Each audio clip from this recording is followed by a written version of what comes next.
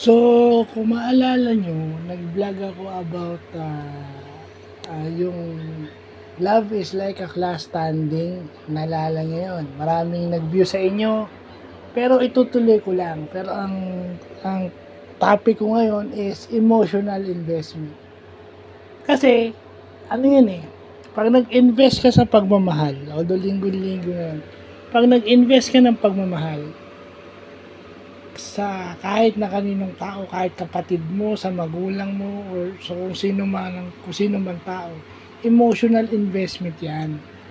At kagaya sa isang investment, kapag ka nauubos yan, napipilitan tayong galawin yung natitira natin. Yun yung hindi natin nakikita. Nagtitira tayo, pero hindi natin habang nandun tayo sa tinatawag na transition ng emotions o doon sa nagagalaw natin yung ating tinitira para sa sarili natin.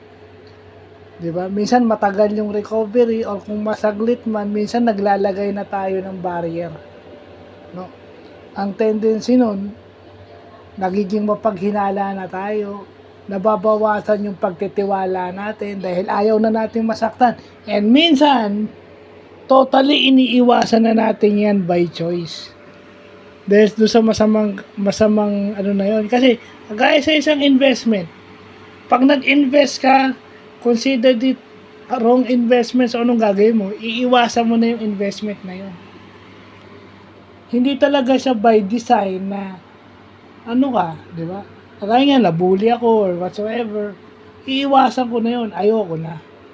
So, hindi natin pwede sabihin na may tinitira tayo. Okay, may tinitira tayo, but when you talk about emotional or love investment, kahit may itinira tayo, a part of it is nagagalaw or a whole of it is nagagalaw.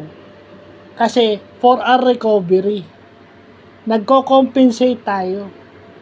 So anong nangyayari dahil nagko-compensate tayo, nagagalaw yung ating reserba, naglalagay tayo ng barrier. And minsan, para suportahan tayo yung ating mga mahal sa buhay is okay, kung kung ikaw ay babae, pag may poporma ulit sa'yo o manliligaw sa'yo, dadaan muna sa akin. Kasi yun, para maprotektahan kayo. Yun na yun, pag dumaan sa ganon, sasabihin, nakakatakot. Kasi yun eh. You never open yourself totally. Dahil doon sa previous mistake mo na masyado kang open, ayaw mo nang mag-open ulit. Kasi mali yung pagkaka-open. Kasi pag sinabi mong magmahal ka ng todo at wala kang ititira, as in todo, you have to be smart.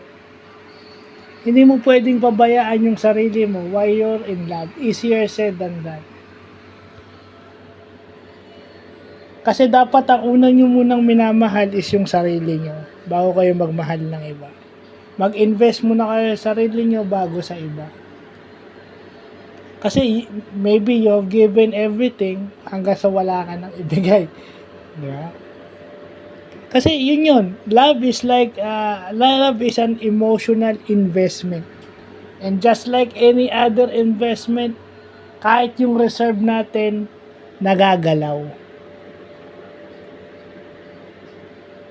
Kasi yun. Pag celebrity ka or syempre may nag-i-stand out pero hindi nagpo-prosper.